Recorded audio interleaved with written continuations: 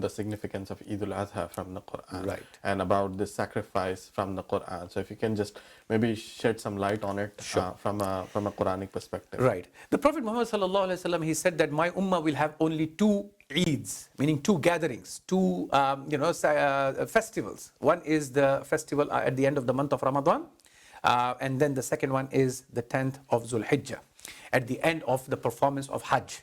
Now, this is how the Islamic way works.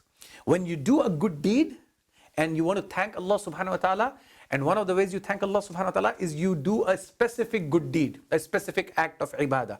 And that is what at the end of the month of Ramadan, you have fasted the entire month, 29 or 30 days, and then the next day you celebrate, you have a festival that you have done good work and you have done obedience to Allah subhanahu wa ta'ala.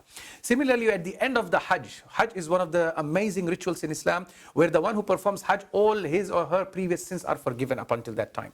So at the end of that, you want to thank Allah subhanahu wa ta'ala. So that is the day of Eid, the day of celebration, the day of festival. And Allah subhanahu wa ta'ala sent the Prophet Muhammad sallallahu alaihi wasallam who explained to us in detail how do we celebrate and what do we do on those 3 days. So the day of Eid, the day of Nahr, and the 3 days, the Ayyam al-Tashriq, the following 3 days. So we have the Eid celebration in those 4 days.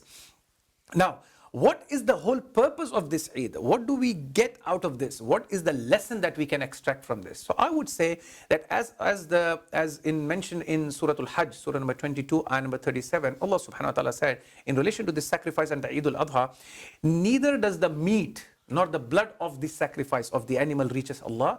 Rather, it is your piety that counts in front of Allah subhanahu wa ta'ala. So it shows that it is not about the animal itself, it's not about just the meat itself, it's not about the blood, but it is about your taqwa, about your piety, about your God consciousness, the intention that you have while you beseech yourself in front of Almighty God, Allah subhanahu wa ta'ala. So I would conclude as a lesson from all of this that we should be just like Ibrahim alayhi salam, ready to live and die, ready to sacrifice for the sake of Allah subhanahu wa ta'ala.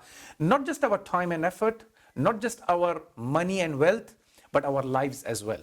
And that is what Allah subhanahu wa ta'ala says in the Quran in Surah An'am, Surah number 6, ayah number 162. Allah subhanahu wa ta'ala reminds us and says, قُلْ إِنَّ صَلَاتِي وَنُسُكِي وَمَحْيَايَ وَمَمَاتِي لِلَّهِ رَبِّ الْعَالَمِينَ.